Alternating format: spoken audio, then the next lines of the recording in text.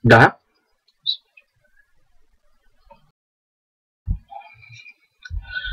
Assalamualaikum warahmatullahi wabarakatuh. Bersiaran daripada Pennsylvania State University. Nama saya Umar Fitri bin Hasan Asari, pelajar tahun pertama jurusan Supply Chain Management. Saya orang Kuantan, jadi go orang Kuantan. Okey, cukup untuk diri saya sendiri. Jadi kepada mereka yang baru mengenali diri, saya sudah sangat berbeza dari sudut fizikalnya.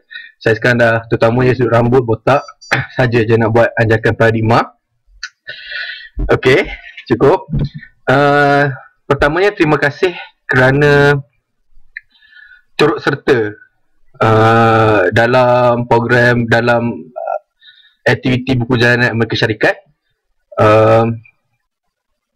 Saya ucapkan terima kasih kerana anda juga turut serta dalam proses untuk menyemarakkan budaya ilmu dan budaya diskusi dalam kalangan masyarakat mahasiswa di Malaysia. Dan saya ucapkan juga terima kasih kerana turut serta pada pagi ini di Pennsylvania sekarang adalah pagi pukul 10. Jadi terima kasih. Okey. Balik pada topik asal. Jadi buku yang kita nak bedah pada hari ini adalah buku yang kurang terkenal, tetapi penulisnya cukup berkaliber, dan bukunya juga mempunyai konten yang sangat baik.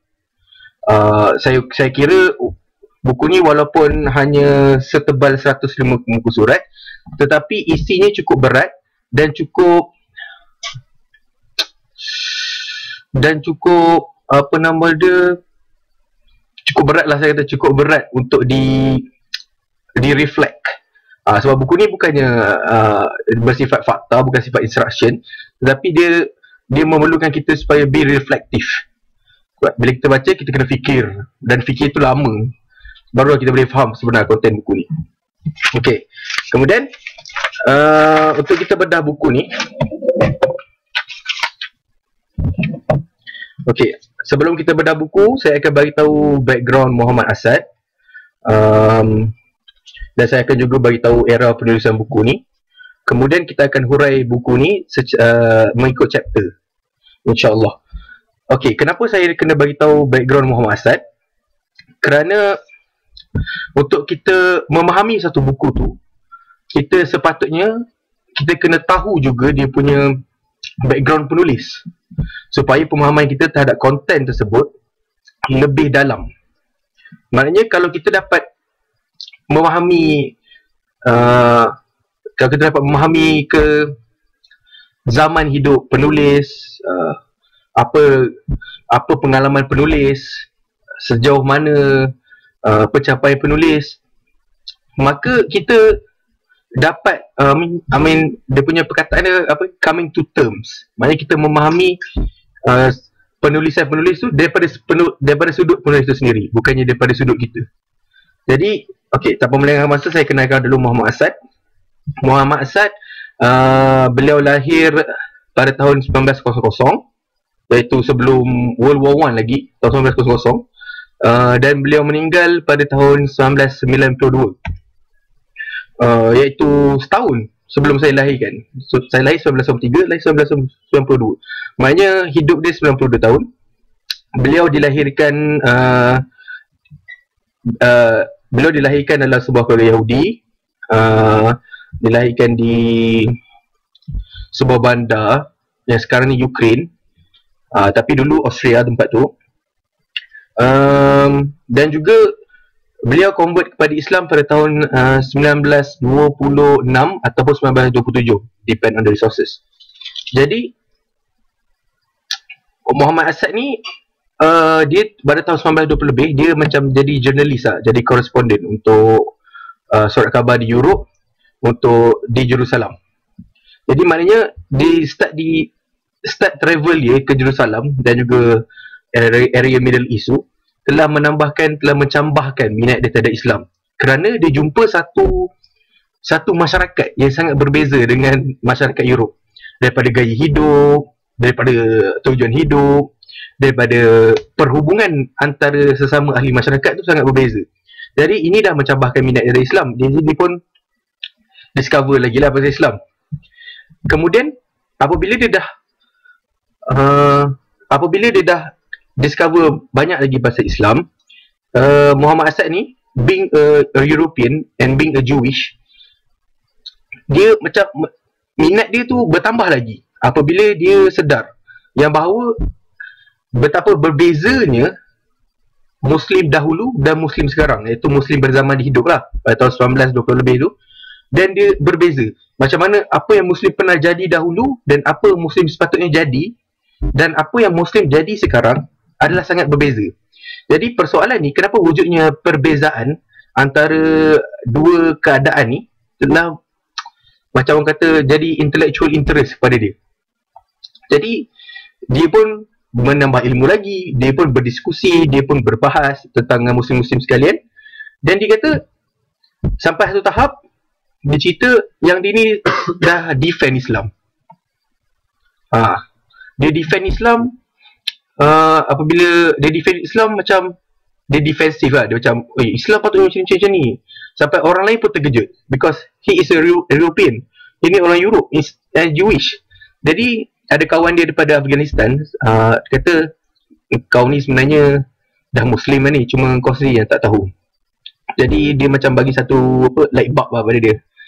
Jadi dia pun balik ke Berlin dan dia isytihar conversion dia kepada Islam. Dan nama dia ditukar daripada Leopold Weiss kepada Muhammad Asad.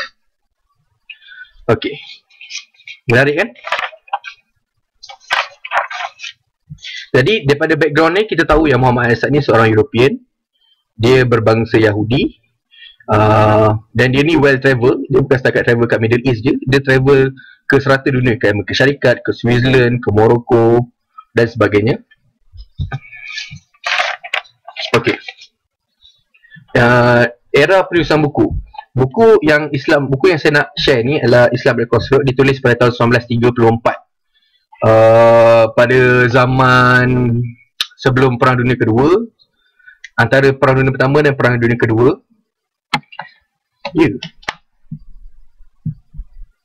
Okay. Jadi pada waktu ni Islam sedang diinjak-injak. Mungkin perkataan itu sangat strong untuk beberapa orang, tapi itulah hakikatnya. Jadi Muhammad Asad sebagai seorang yang Islam, Muslim, sedar akan tanggungjawab dia untuk menyedarkan orang lain terhadap apa yang nak sampai. Kejap lagi kita cakap pasal itulah, tapi tak apa. Jadi era penulisan buku ni adalah waktu zaman Islam tu sangat sempit, sangat terkongkong, utamanya dalam satu era perang. Satu time tu keadaan negara pun tak aman lagi. Malaysia pun masih belum wujud lagi. Okay. Saya akan kongsikan kenapa saya memilih buku ni di akhir video ni. Jadi kalau saya terlupa, tolong ingatkan saya. Dia boleh kongsi, dia ada ruangan chat ni, boleh tolong ingatkan. Okey. Kita akan mula bedah buku sekarang ni. Okey, buku dia ni. Buku ni ditulis pada 1934, tetapi ni revised edition pada tahun 1984. Jadi mungkin ada idea dalam ni yang dah outdated, tapi masih wajar untuk kita fikir-fikirkan. Okay, central idea of the book. Central idea of the book, ataupun boleh saya katakan tema buku ni, ataupun apa yang Muhammad Asad cuba sampaikan dalam buku ni. Apa yang Muhammad Asad cuba sampaikan dalam buku Islam at the Crossroads adalah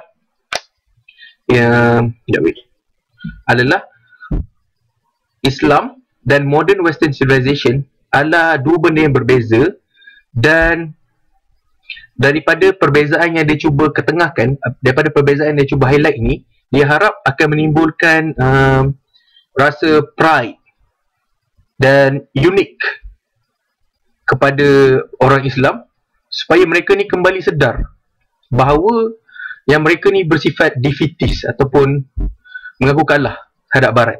Saya bukan nak provoke perbahasan clash of civilization ataupun apa-apa, tetapi Muhammad Asad ni dia seru orang Islam supaya sedar bahawa mereka ni berbeza, mereka hidup dengan cara berbeza, mereka mahu perkara yang berbeza, dan masyarakat mereka sepatutnya dibina daripada perkara yang berbeza. Kerana Islam being from Allah and as a religion and a practical way of living, sangat berbeza dengan cara masyarakat Barat mengatur masyarakat mereka. Okey, saya tak patut saya cakap Islam, tapi kadang-kadang saya akan cakap tamadun Islam. Saya memang patut cakap Islam, tapi tak akan terkeluar juga tamadun Islam. Jadi saya harap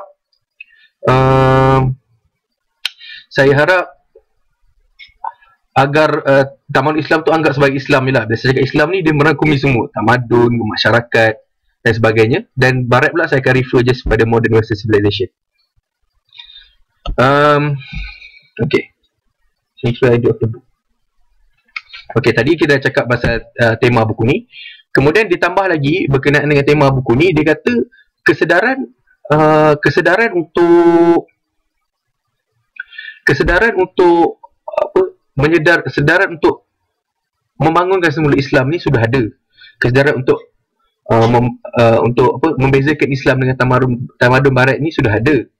Cumanya dia kata itu bukan kesedaran yang dimaksudkan. Kesedaran yang dimaksudkan adalah kesedaran yang kembali kepada Al-Quran dan Sunnah. Dua perkara yang ditinggal oleh Rasulullah yang bertanggungjawab dalam membangunkan satu tamadun yang paling hebat pernah in the history of humankind. Okay, itu bab kata Muhammad Asad. Tapi kesedaran yang ada sekarang ni adalah kesedaran untuk kembali kepada social form. Maknanya social form ni pada pandangan saya mungkin masuk Muhammad Asad kata kalau kita nak bangun Islam, kita kena ada khalifah seperti khalifah seperti zaman Empire Abbasid ke, Empire Umayyah ke. Tidak. Sebenarnya kalau kita nak bangkit Islam adalah dengan kembali semula kepada Al-Quran dan Sunnah. Itulah kata-kata Muhammad Asad. Okey, sekarang ni kita akan pergi kepada chapter pertama. Chapter pertama, tajuk dia adalah The Open Road of Islam. Dalam The Open Road of Islam ni, Muhammad Asad cuba untuk minta maaf.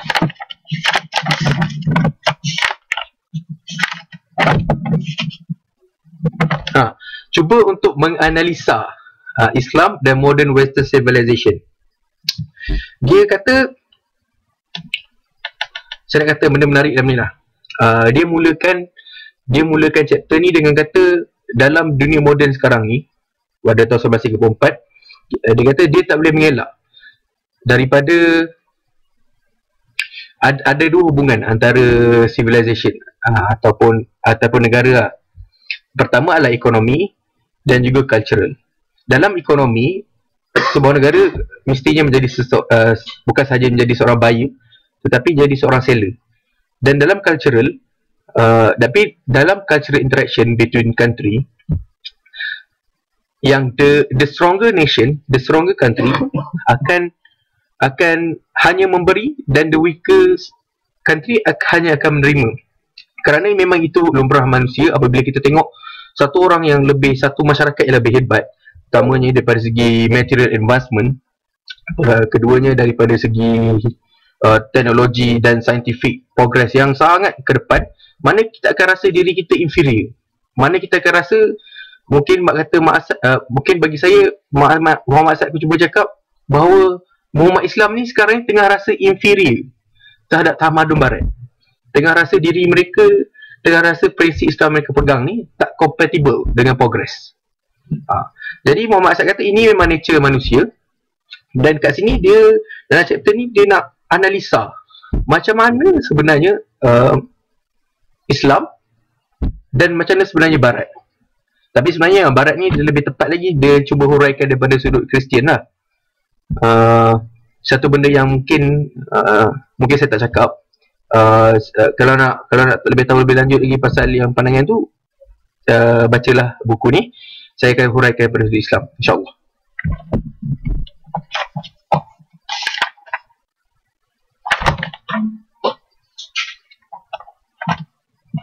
Jadi chapter ni, saya maaf tak hubang.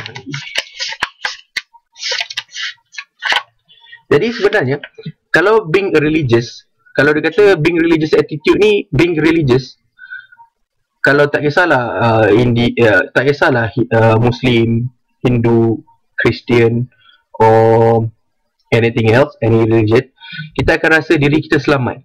Kita akan rasa diri kita ni adalah salah satu, apa-apa terjadi pada diri kita ni adalah salah satu daripada God's plan. Maknanya kita punya human self dengan objective nature berada dalam satu keadaan yang harmoni.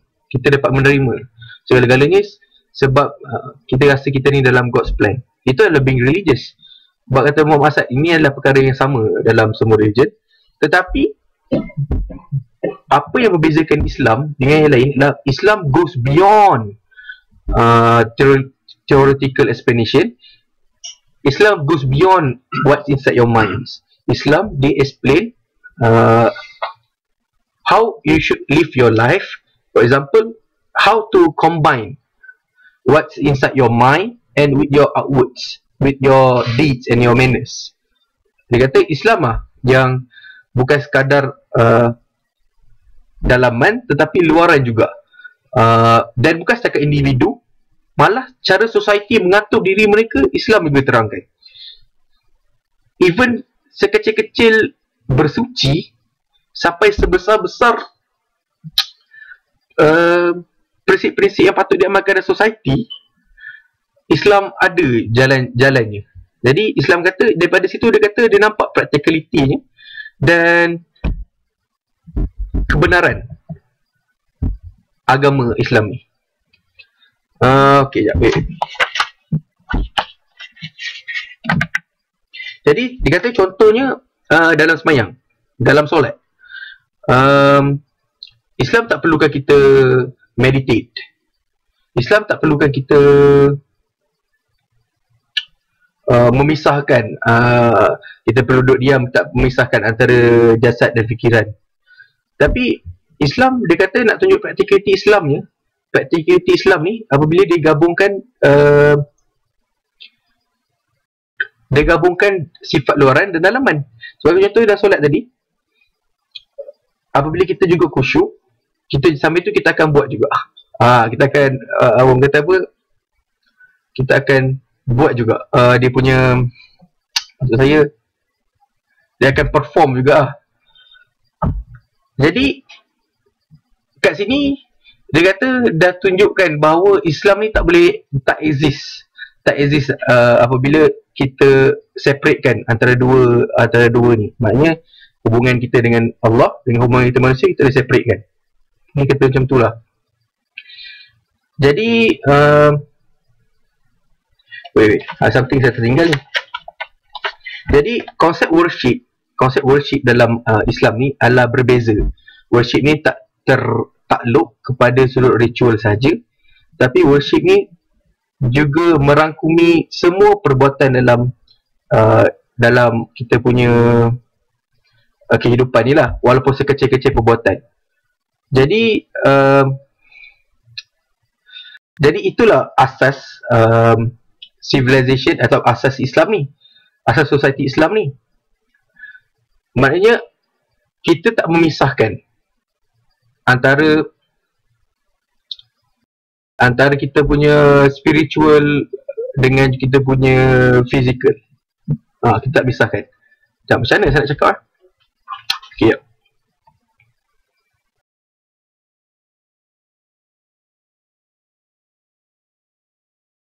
Okay lah, boleh lah. Tu lah kata-kata saya. Okay. The next thing is, dia kata dan dia juga dalam ni dia explain, kalau kita kata pada zaman awal Islam dulu, ada satu orang putih kata, orientalis kata expansionism. Waktu zaman selepas Rasulullah tu, dia kata expansionism.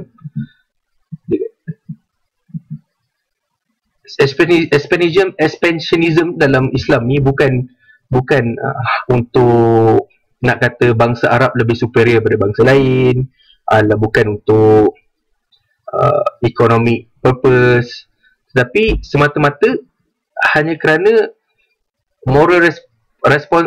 Orang Islam ni diajar bahawa moral knowledge tu comes with responsibility. Maknanya knowledge orang Islam adalah untuk membebaskan manusia daripada segala oppression dan membebaskan manusia kepada membebaskan manusia ke arah yang real freedom. Kita bukan daripada tyranny, bukan daripada material, tetapi real freedom. Maknanya kita ada kuasa untuk kontrol diri kita sendiri. Jadi macam tu lah Muhammad Asad terangkan dia punya perbezaan antara Muslim, dan dia cuba terangkan juga perbezaan dengan Kristian. Tapi Kristian ni bukannya semua West ni Kristian, tetapi dia nak cakap sebagai majority Western, nak bezakan. Jadi yang Western civilization saya tak cakap lah. Kalau nak tahu sila baca buku ni. Tetapi apa yang nak tegaskan sekarang ni, daripada sudut perkara asas ni, orang Islam dah berbeza. Orang Islam sudah berbeza. Maka dalam perkara-perkara seperti perkara di atas, apatah lagi. Maknanya perkara asas sudah berbeza. Macam mana kita expect untuk kita tiru masyarakat barat ni? Itulah dia.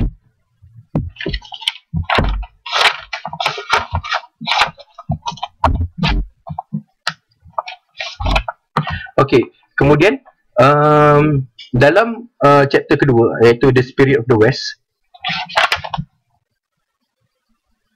Muhammad Asad dia cuba bezakan antara perbezaan pandangan human progress between Islamic and Western viewpoints. Jadi Muhammad Asad kata Western viewpoint ni seolah-olah dia ikat antara kejayaan material dengan spiritual. Maknanya dia ikat dua ni apabila ke depan, apabila material tu progress ke depan, spiritual tu akan ikut sekali. Maknanya apabila contohnya macam sekarang kan, Barat memang dah achieve daripada sudut materialnya sangat tinggi, dan di aspek daripada sudut moral pun sama juga. Itu jadi Muhammad Asad kata ini satu perkara yang fundamental mistakes dalam Barat punya pemikiran. Dan Islam pula dia kata Islam pula daripada spiritual dia individualistik, tetapi dari sudut materialistik dia as a whole. Maknanya apabila kita kata setiap umat Islam ni dari sudut individual dia kena develop dia punya hubungan dia sendiri dengan Allah, dengan dia dengan Tuhan secara individual. Tetapi daripada sudut material ni dia kena develop as a society.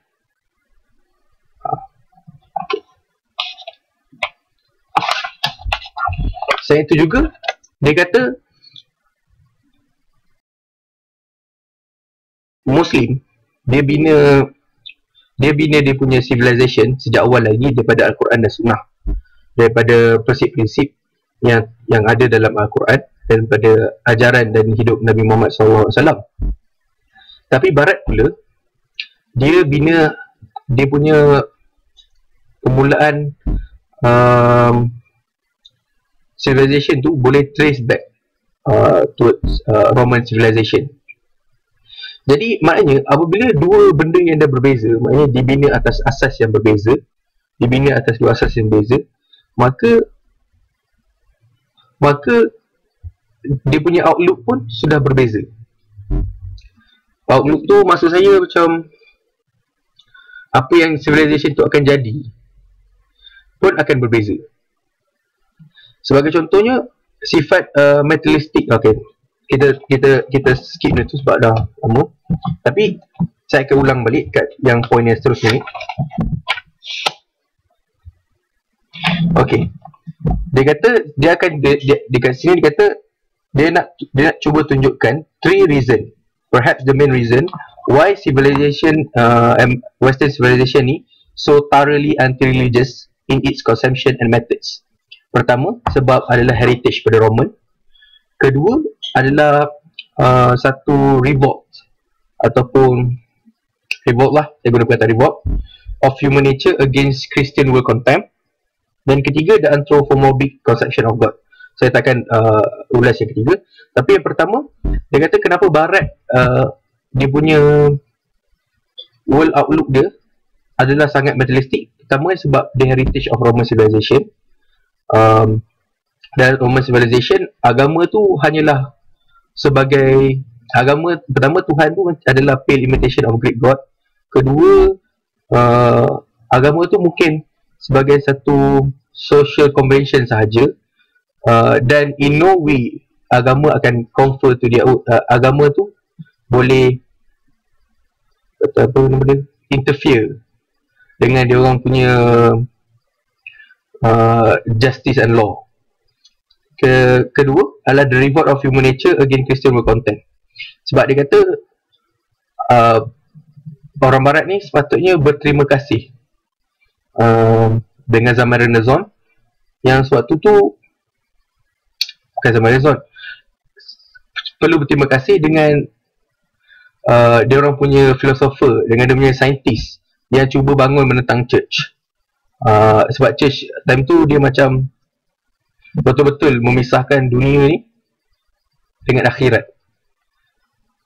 Jadi saya nak kata, bukannya saya nak kritik tentang Kristian. Bukan saya sebenarnya, Muhammad Asad ni dia bukan kritik Kristian, tetapi dia cuba macam present sejarah tu daripada sudut lain. Okay.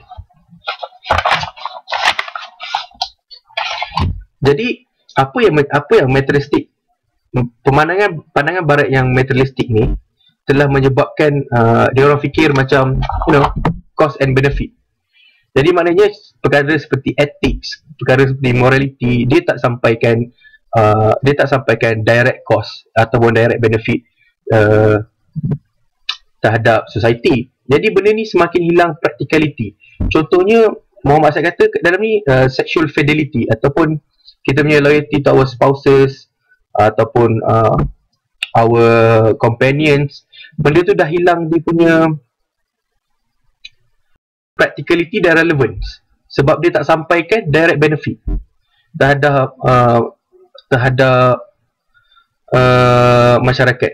Jadi ini pada tahun 1934. Cuba bayangkan pada tahun sekarang, kalau yang pelajar daripada Amerika Syarikat, ini macam saya rasa mereka faham bagaimana mekanisme cinta, mekanisme love and kahwin, love and pasangan sebagainya kat sini. Mungkin dia dapat relate dengan puan saya ni. Okey, kemudian ketiga, chapter ketiga, dia kata pasal the shadow of crusades. Maknanya dia kata walaupun apa-apa pun dalam bab ni, walaupun apa-apa pun terjadi, orang Barat ni akan jadi skeptik. Akan jadi skeptik terhadap Islam. Walaupun sekarang ni banyak, walaupun mungkin saya tak setuju sangat sebenarnya akan jadi skeptik, tapi saya pernah merasai skeptiknya orang Barat ni as a whole dan intellectual, dan daripada sudut intellectualnya macam dia orang ni dah diprogram untuk macam tu ke arah Islam. Terutamanya dalam kelas. Kalau dalam kelas kat sini ni, kalau berbincang mengenai fungsi religion dalam masyarakat ataupun pengaruh religion dalam masyarakat, dia apabila soalan Islam ni diketengahkan, dia akan tone dia akan jadi berbeza. Dia macam lebih danda menuduh. Ataupun saya pun apabila kita bangkit cuba pertahankan, dia akan disusuli dengan soalan-soalan yang menunjukkan dia ni tak faham lah. Tapi sebenarnya saya tak setuju sangat dengan Muhammad Asad pasal benda ni, tapi ada kebenarannya di sebalik kata-kata tu.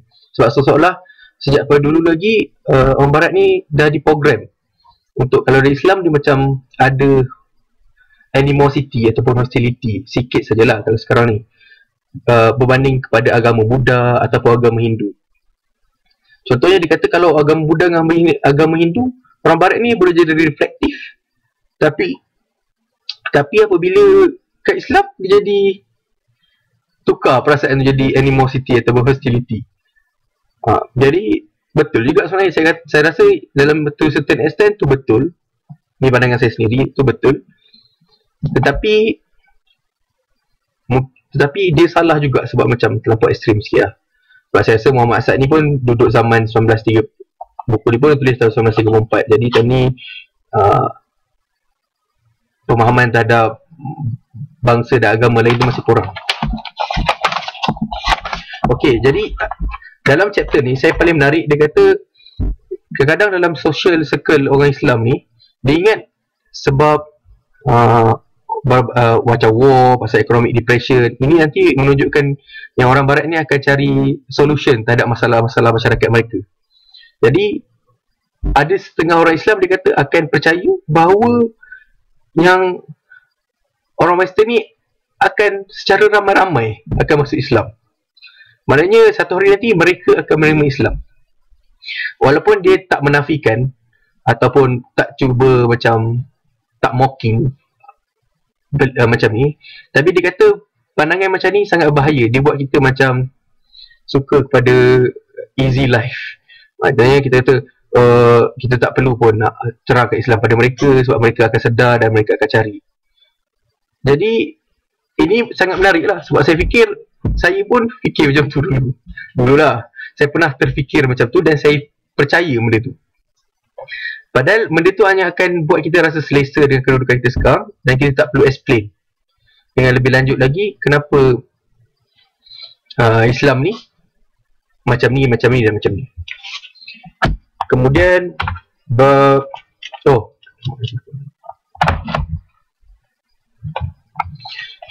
okay, saya akan conclude bab 3 belakang ni. Yang dia ada lagi 4 bab belakang ni. Pertama education, imitation, hadis dan sunnah, dan conclusion. Okay, kesemua bab yang belakang ni dia kata kalau dah berbeza sangat antara Muslim dengan Muslim dengan Western civilization, macam mana education kita boleh berdasarkan sistem barat? Sedangkan sistem barat itu mengajar kita untuk tidak, sebab apa yang hasil daripada pendidikan barat itu berbeza daripada hasil apa yang Islam nak.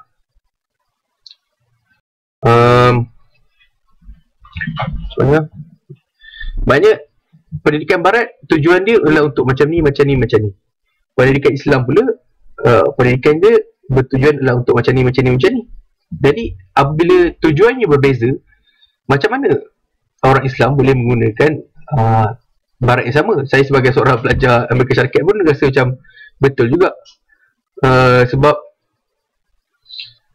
dalam Islam dia mengajar kita bahawa education ni tak tertaluk untuk tujuan material saja, tetapi lebih bagi pada tu. Jadi saya fikir kita punya prinsip education ni boleh di-revise balik.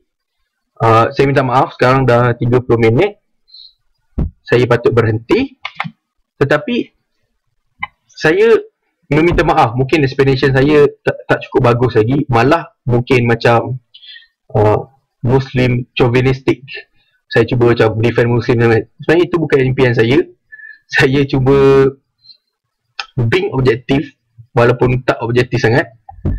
Tapi apa yang saya boleh sampaikannya adalah untuk orang Islam, kita perlu sedar yang kita ni choose to be Muslim. Kalau kita tak choose to be Muslim, kita better reflect balik iman kita tengok kepercayaan kita kat mana.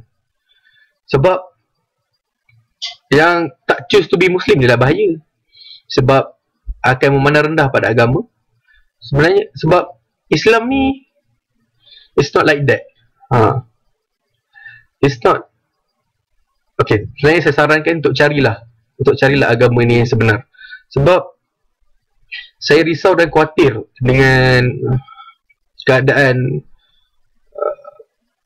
masyarakat Melayu.